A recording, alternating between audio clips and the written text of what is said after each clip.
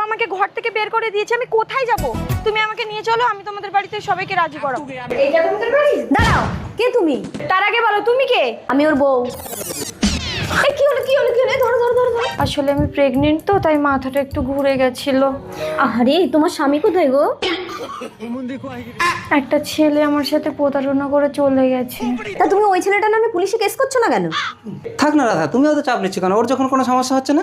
সমস্যা হচ্ছে না বললে হবে? এই ছেলেটাকে আমাকে দেখিয়ে দাও, ওর আলু কেটে আমি ভাজা করবো।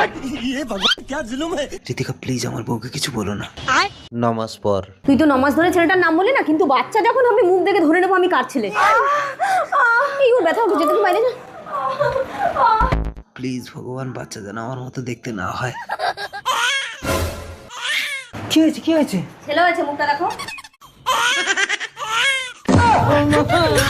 জিনি তুমি একটা খাবে, আমি একটা খাবো, ঠিক আছে?